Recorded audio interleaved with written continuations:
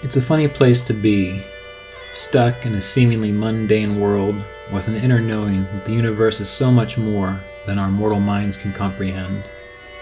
Yet we all have the capacity to know peace and our oneness with the wholeness of life.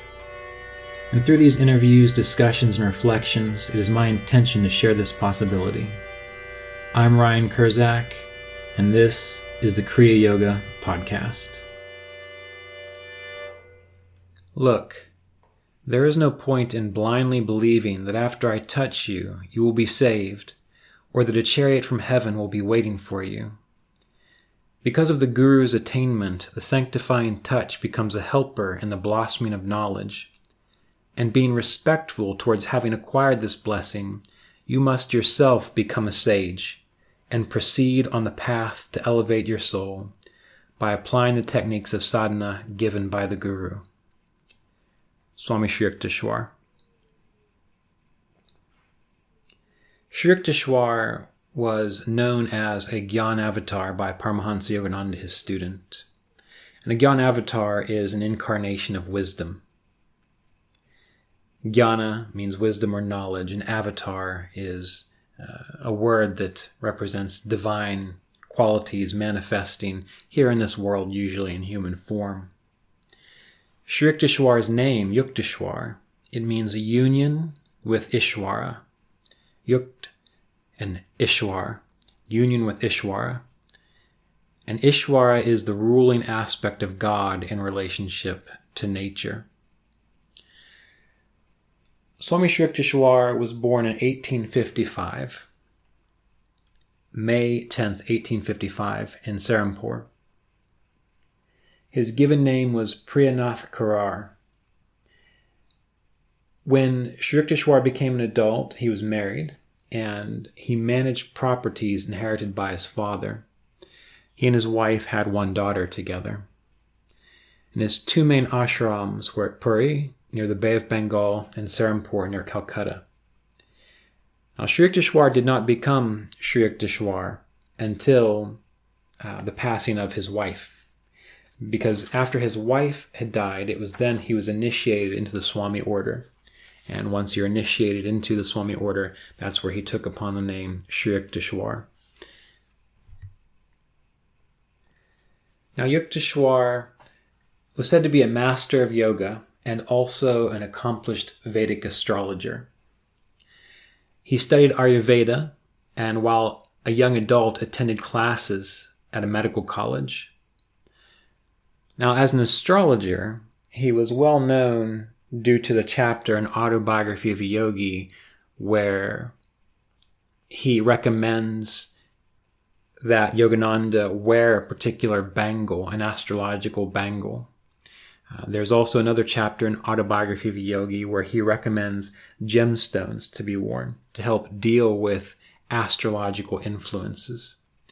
Now, it needs to be remembered that as we refer back to the quote that we began with, Sri Yukteswar was of the mind that we had to do the necessary work to evolve ourselves internally, but also to take care of ourselves.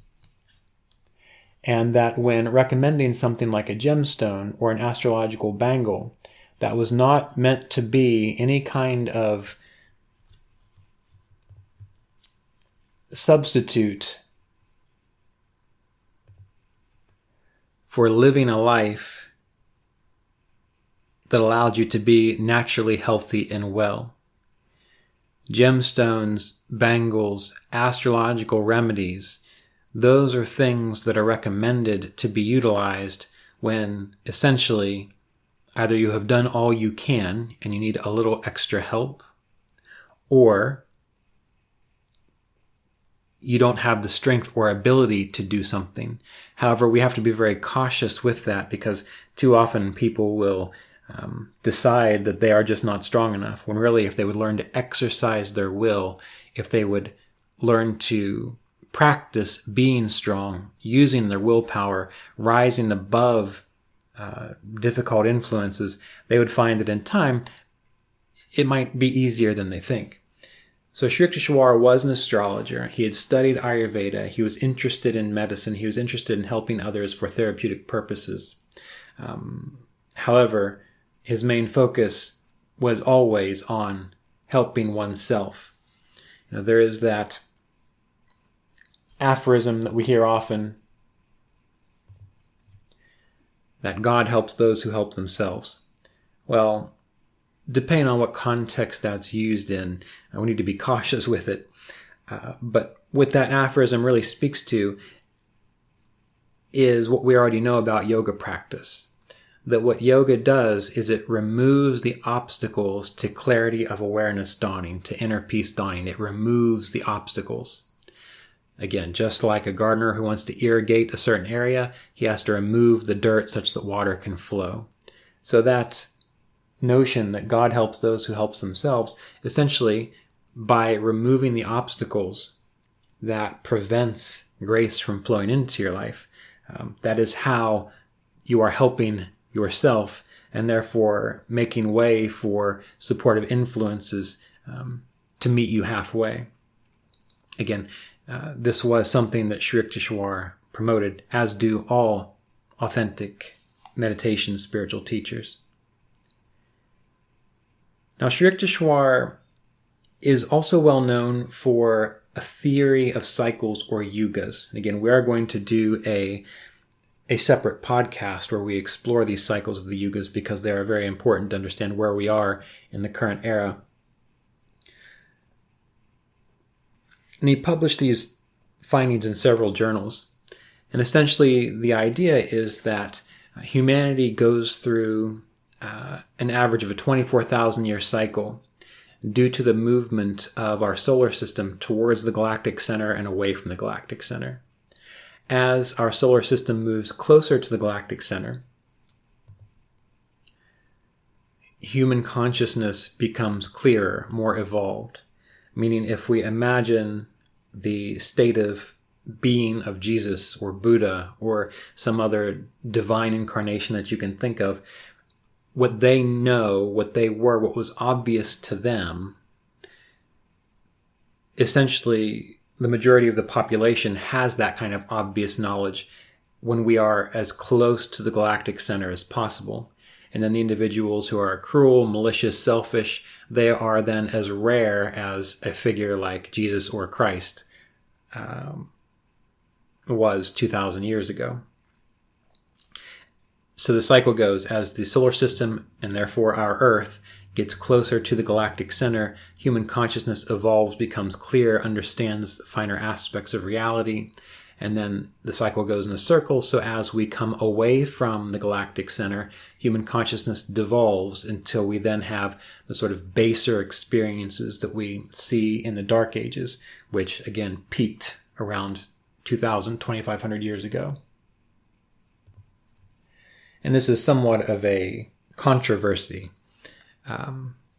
because many people believe we still are in the Dark Ages and that these ages are not just simply a matter of a 24,000-year cycle, but a mind-bogglingly huge number of year cycle into the millions and so on.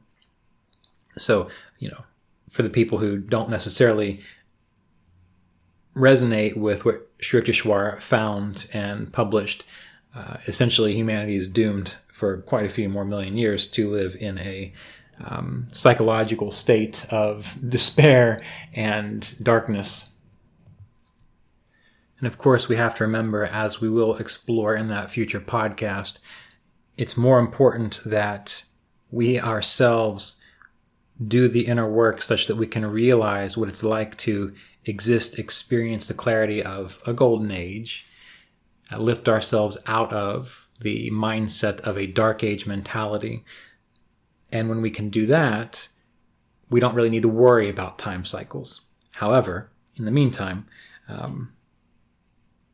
it's enough to know that we have left the Dark Ages and that we are currently in the beginning of the Electric Age, the ascending portion of the Electric Age, where humanity has a greater sense and understanding of electromagnetism, technology, and so on. We're just barely entering in it. So we have a good ways to go, and it's very possible that we could have mind-boggling discoveries in the centuries to come, things that we can't even comprehend right now. And that's just one cycle in. There's the Dark Ages, the Electric Age, and then it ascends to the Silver Age, and then it ascends to the Golden Age, all through this 12,000-year ascension cycle before again it reaches the peak of the Golden Age and then descends back down to the Dark Ages. Sri Yukteswar had written a commentary on the Bhagavad Gita and told Yogananda when he was leaving for the West to put an emphasis on teaching Kriya Yoga, teaching it through the ideas shared in the Yoga Sutras of Patanjali. Now, of course, I'm certain, and it's obvious, should be obvious, that Sri Yukteswar probably studied many spiritual texts, not simply the Bhagavad Gita, not simply the Yoga Sutras. But due to the fact that we have a commentary available on the Bhagavad Gita by Sri Yukteswar, that he took the time to contemplate that and write it out, and that he had told Paramahansa Yogananda specifically to teach Kriya Yoga through the words of the Yoga Sutras, this is one of the reasons why the Bhagavad Gita and the Yoga Sutras are considered to be two of the primary texts that we use when studying and practicing Kriya Yoga. Sri Yukteswar was also said to be an adept spiritual healer, although he didn't display that very often. Again, you can read more about that in Autobiography of a Yogi. Now, he was quiet, he was said to be gentle, and he was devotional. However, this was often overshadowed by his practicality. This was overshadowed by his emphasis on discernment, on understanding the truth of things. And he was quite an extreme disciplinarian.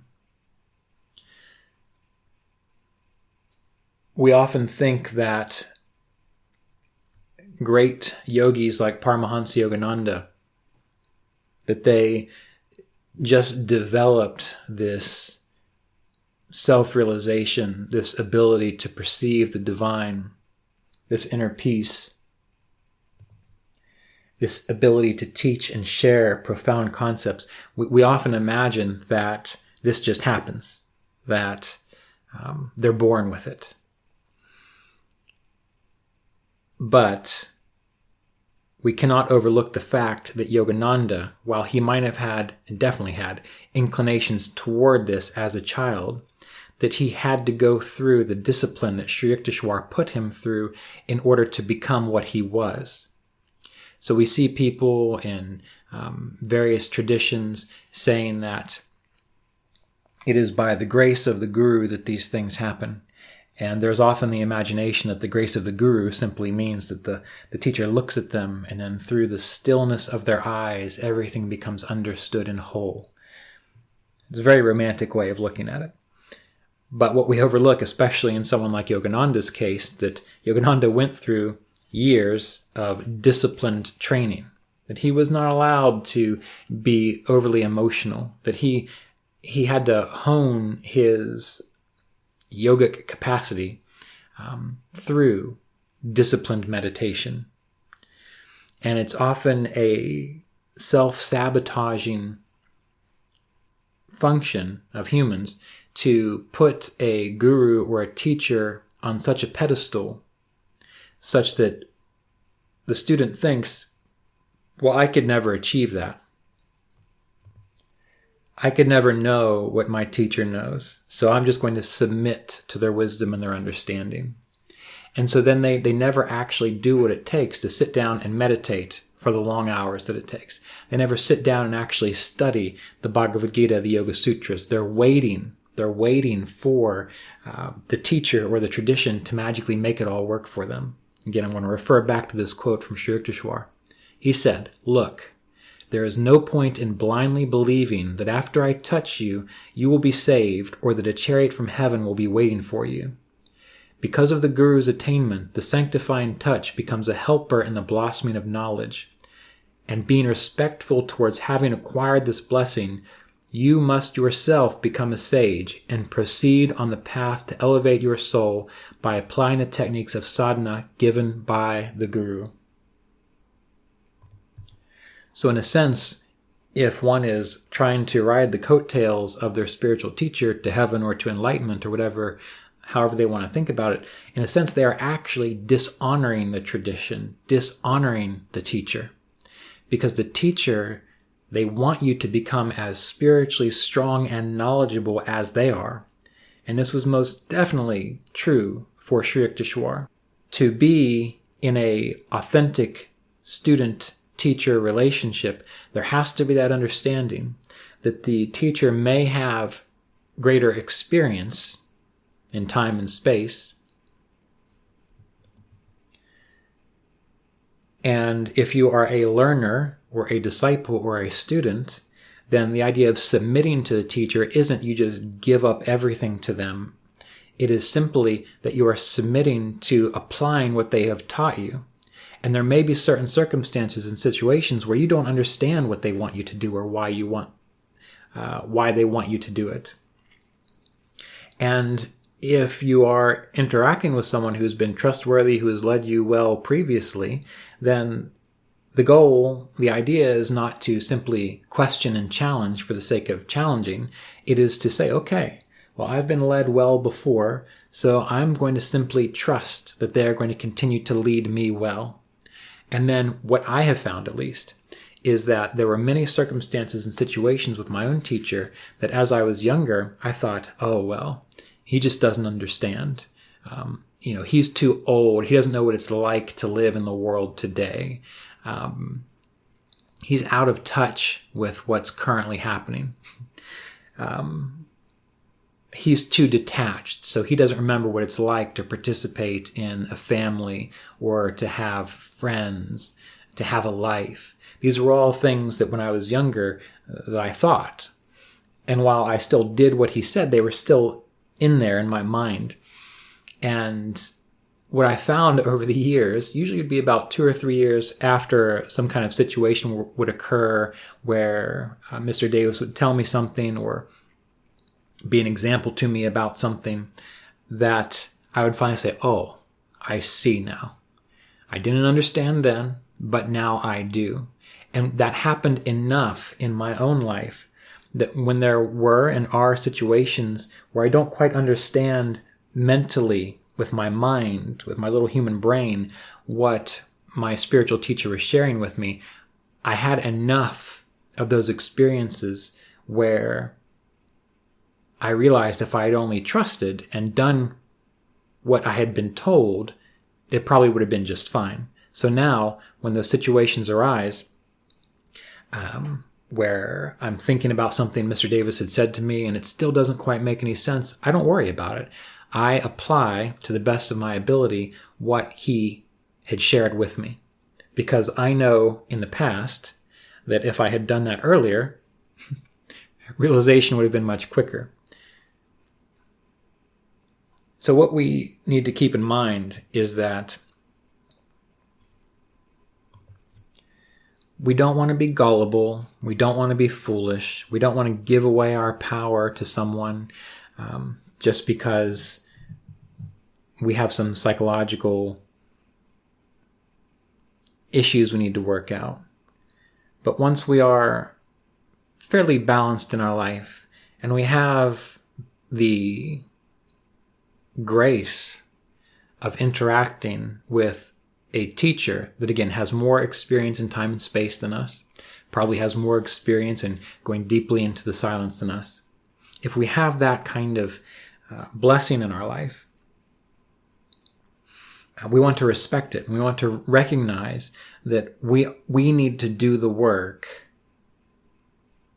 to wake up, to be clear, to have more inner peace, because that's what they did, and our spiritual teachers want us to have that same level of clarity and maturity that they have.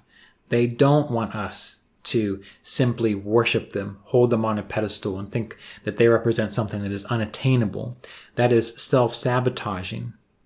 That is not what this is about. That would be like a parent trying to keep the child dependent upon the parent. And we're not going to go into that, but you know how unhealthy that can be, most likely. Now, to return back here, while Sri Yukteswar was practical, was disciplined, had a focus on using one's willpower, being discerning, he was profoundly devotional. And again, I'm reminded of the words, or at least the sentiments that I recall from Ramana Maharshi, where he had mentioned that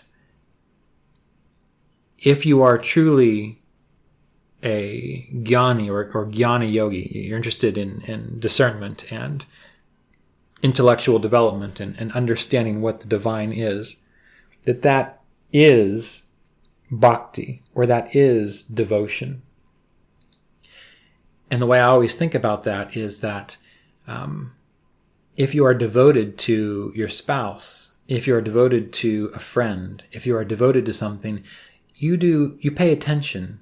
You do everything you can to learn about what do they really like. You anticipate their needs. You are interested in them. You're interested in being a part of their life. So by learning, in a sense, you are sharing your devotion.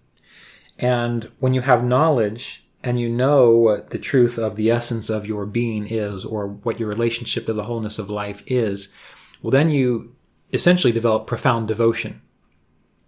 So devotion and knowledge, they can lead to the same thing. And in fact, I remember reading a scripture that it said that just like a bird can't fly without two wings, well, the yogi can't fly without the wing of knowledge as well as the wing of devotion.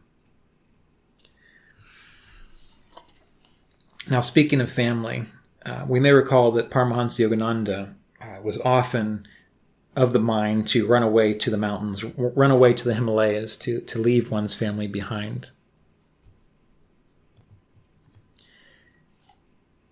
And so when Yogananda was a teenager and he thought of forsaking his family, Sri Yukteswar said to him, well, why exclude your family from your love of God? And what he was implying here was that yoga practice is not about being divisive. It's not about seeing holiness somewhere and not somewhere else. Yes, there may be certain people, certain situations that naturally bring out your ease and your devotion.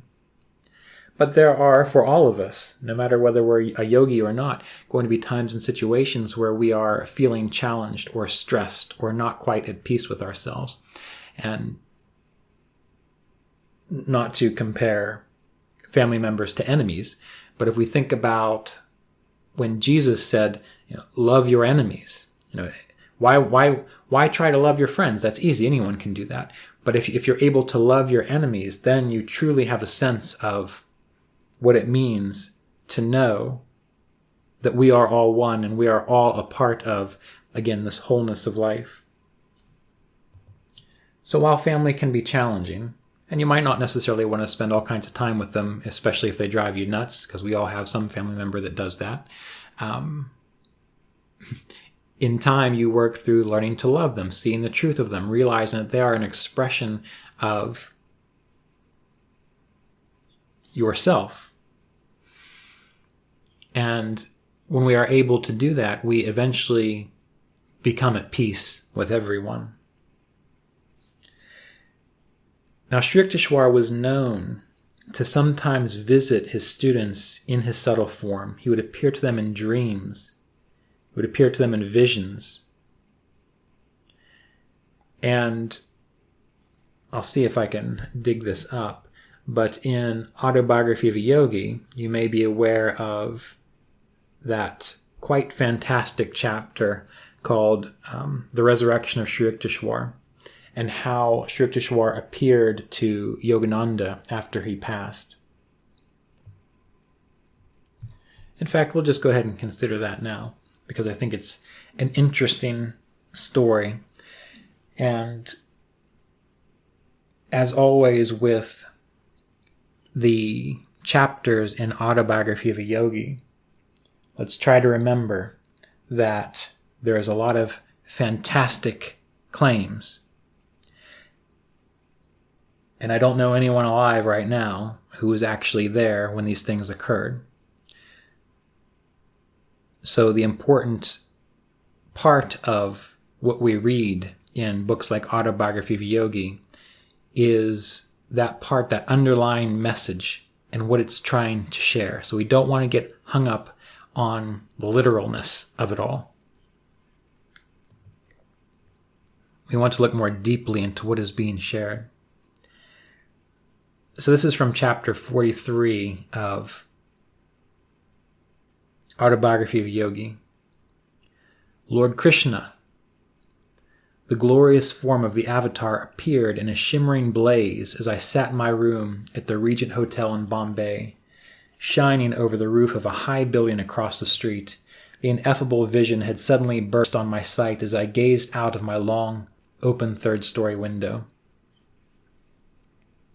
The divine figure waved to me, smiling and nodding and greeting. When I could not understand the exact message of Lord Krishna, he departed with a gesture of blessing. Wondrously uplifted, I felt that some spiritual event was presaged. My Western voyage had for the time being been cancelled. I was scheduled for several public addresses in Bombay before leaving on a return visit to Bengal. Sitting on my bed in a Bombay hotel at 3 o'clock in the afternoon of June 19th, 1936, 1 week after the vision of Krishna, I was aroused from my meditation by a beatific light. Before my open and astonished eyes, the whole room was transformed into a strange world. The sunlight transmuted into supernal splendor. Waves of rapture engulfed me as I beheld the flesh and blood form of Sri Yukteswar. My son, Master spoke tenderly on his face, an angel bewitching smile. For the first time in my life, I did not kneel at his feet in greeting, but instantly advanced to gather him hungrily in my arms. A moment of moments, the anguish of past months was a toll I counted weightless against the torrential bliss now descending. Master mine, beloved of my heart, why did you leave me? I was incoherent in an excess of joy. Why did you let me go to the Kumbh Mela? How bitterly have I blamed myself for leaving you. I did not want to interfere with your happy anticipation of seeing the pilgrimage spot where I first met Babaji. I left you only for a little while. Am I not again with you? But is it you, Master, the same Lion of God? Are you wearing a body like the one I buried beneath the cruel Puri sands? Yes, my child. I am the same. This is a flesh and blood body, though I see it as ethereal. To your sight it is physical. From the cosmic atoms I created an entirely new body, exactly like that cosmic dream physical body which you laid beneath the dream sands at Puri in your dream world. I am in truth resurrected, not on earth, but on an astral planet. Its inhabitants are better able than earthly humanity to meet my lofty standards. There you and your exalted loved ones shall someday come to be with me. Deathless Guru, tell me more. Master gave a quick, mirthful chuckle. Please, dear one, he said, won't you relax your hold a little? Only a little. I had been embracing him with an octopus grip. I could detect the same faint, fragrant, natural odor which had been characteristic of his body before. The thrilling touch of his divine flesh still persists around the inner sides of my arms and in my palms whenever I recall those glorious hours. As prophets are sent on earth to help men work out their physical karma, so I have been directed by God to serve on an astral planet as a savior, Sri Yukteswar explained. It's called Hiranyaloka, or Illumined Astral Planet. There I am aiding advanced beings to rid themselves of astral karma and thus attain liberation from astral rebirths. The dwellers on Hiranyaloka are highly developed spiritually. All of them had acquired in their last earth incarnation the meditation-given powers of consciously leaving their physical bodies at death. No one can enter Hiranyaloka unless he has passed on earth beyond the state of Sabbakalpa Samadhi into the higher states of Nirvikalpa Samadhi. The Hiranyaloka inhabitants have already passed through the ordinary astral spheres, where nearly all beings from earth must go at death. There they worked out many seeds of their past actions in the astral worlds. None but advanced beings can perform such redemptive work effectually in the astral worlds. Then, in order to free their souls more fully from the cocoon of karmic traces lodged in their astral bodies, these higher beings were drawn by cosmic law to be reborn with new astral bodies on Hiranyaloka, the astral sun or heaven where I have resurrected to help them. There are also highly advanced beings on Hiranyaloka who have come from the superior, subtler causal world. My mind was now in such perfect attunement with my gurus that he was conveying his word pictures to me partly by speech and partly by thought transference. I was thus quickly receiving his idea tabloids. You have read in the scriptures, Master went on, that God encased the human soul successively in 3 bodies: the idea or causal body, the subtle astral body, seat of man's mental and emotional nature, and the gross physical body. On earth, a man is equipped with his physical senses. An astral being works with his consciousness and feelings and a body made of lifetrons. A causal-bodied being remains in the blissful realm of ideas. My work is with those astral beings who are preparing to enter the causal world. Adorable Master, please tell me more about the astral cosmos. Though I had slightly relaxed my embrace at Sri Yukteswar's request, my arms were still around him. There are many astral planets teeming with astral beings, Master began. The inhabitants use astral planes or masses of light to travel from one planet to another faster than electricity and radioactive energies. The astral universe, made of various subtle vibrations of light and color, is hundreds of times larger than the material cosmos.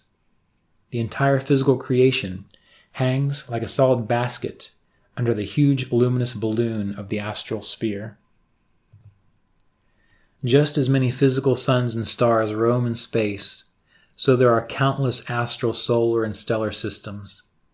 Their planets have astral suns and moons, more beautiful than the physical ones. The astral luminaries resemble the aurora borealis, the sunny astral aurora being more dazzling than the mild-rayed moon aurora. The astral day and night are longer than those on earth. The astral world is infinitely beautiful, clean, pure, and orderly. There are no dead planets or barren lands. The terrestrial blemishes, weeds, bacteria, insects, snakes are absent.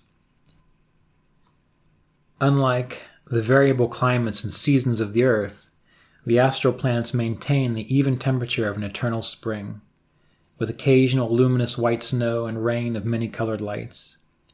Astral planets abound in opal lakes and bright seas and rainbow rivers. And Sri Yukteswar goes on to explain more details about the astral world and what he's up to on these astral planes. So this is one of those experiences where Sri Yukteswar was said to appear in a form to his students. Now, in this text, Sri Yukteswar mentions that where he is now, at least as of around 100 years ago, that the individuals on this particular plane of existence were able to understand his methods, maybe a little more so than they could on earth. And Paramahansa Yogananda said of him that he could have been, Sri Yukteswar, he could have been the most sought-after guru in India if it were not for his strict train of disciples. Now, when Paramahansa was preparing to come to America, Sri Yukteswar told him, "If you go now, all doors will be open to you." He had a keen interest in the development of yogic processes in the West. He also had a keen interest in, again, understanding the unity of all religions. And for him, there was a focus on seeing the yogic qualities within the Bible, within the teachings of Jesus.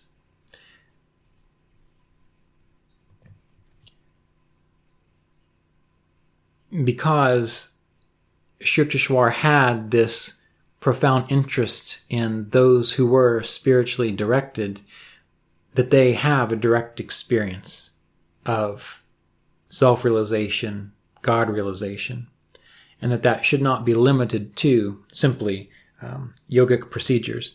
And again, yogic procedures are simply that, procedures.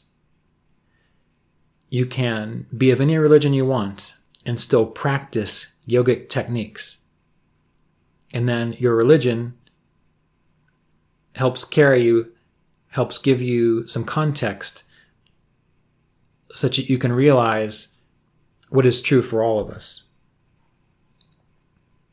Now, Sri Yukteswar had a commentary, or at least he discussed, kind of considering this idea of the unity between East and West.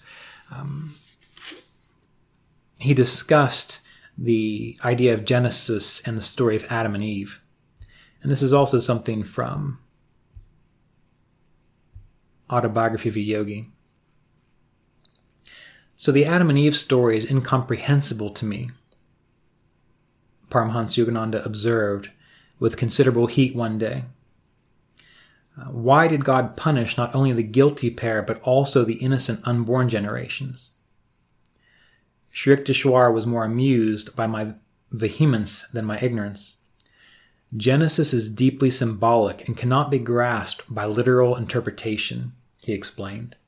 Its tree of life is the human body. The spinal cord is like an upturned tree, with man's hair as its roots and the afferent and efferent nerves as branches. The tree of the nervous system bears many enjoyable fruits or sensations of sight, sound, smell, taste, and touch.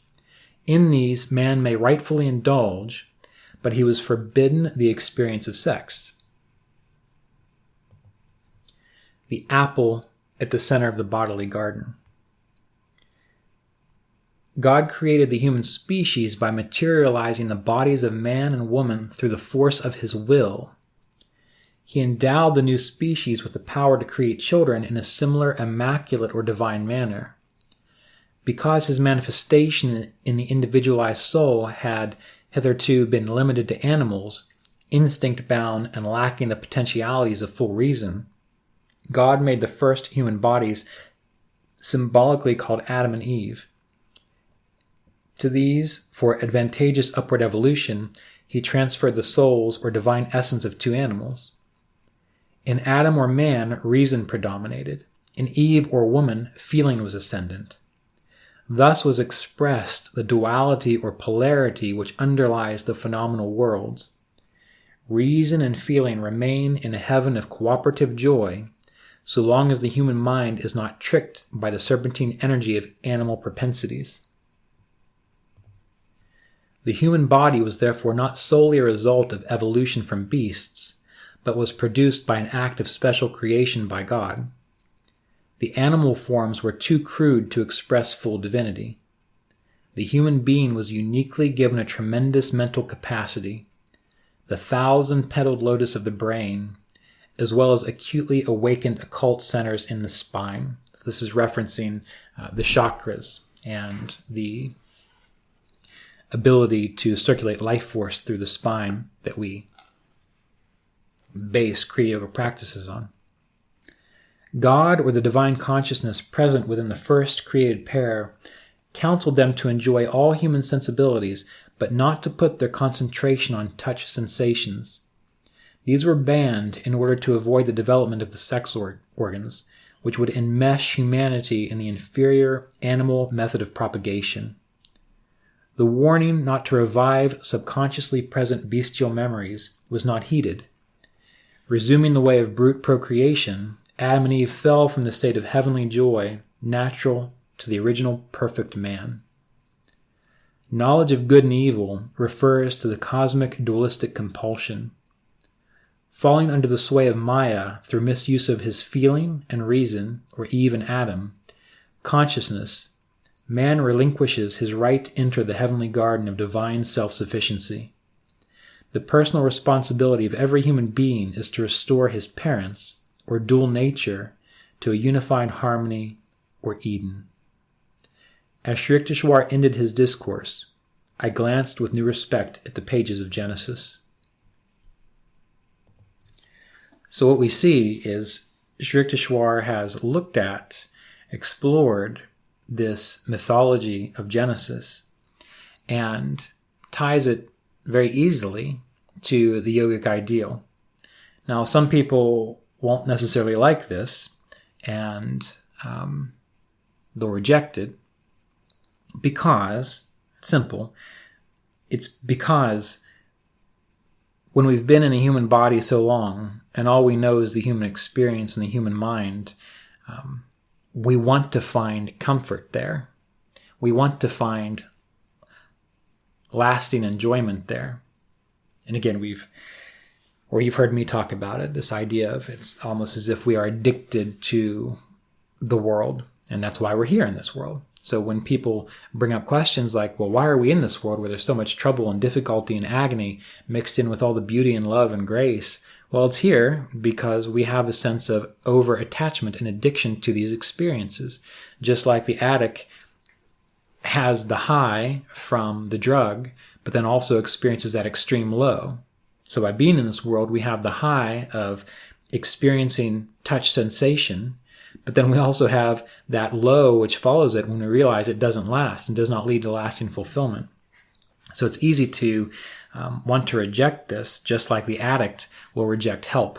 The addict doesn't think he has a problem. The addict doesn't understand why the world just can't have all the drugs at once and everything to be fine.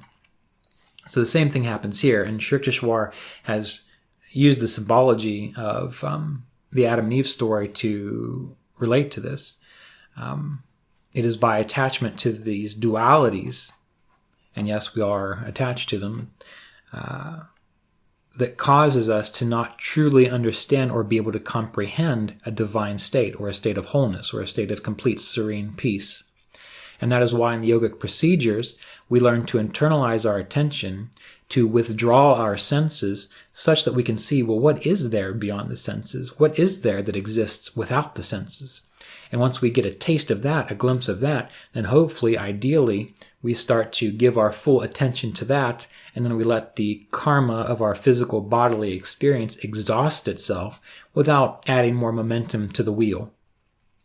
So Sri Yukteswar does this very well in this understanding of the story of Adam and Eve. And someone asked me one time if they could still be a Kriya Yogi if they don't believe that story, if they don't resonate with it, if they don't think that it's true.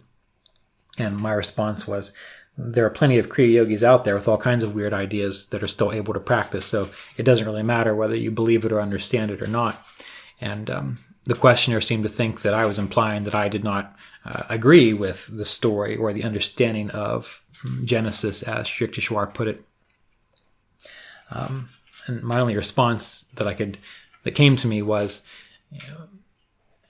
the questioner was implying that I was being dishonorable, or is it okay to be dishonorable by not believing the things that certain people say, who are meant to be respected teachers in a tradition? And so my response was, I think Sri Yukteswar was wise enough and clear enough to not be too concerned about whether I believed what he said, or he was wise enough to not be too concerned about what someone like little Ryan believed or thought.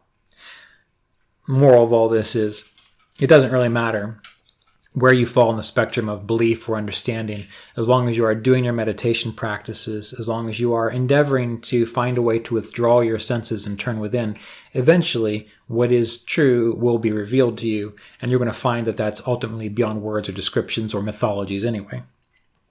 So back to Sri Yukteswar. So Sri Yukteswar left his body on March 9th, 1935.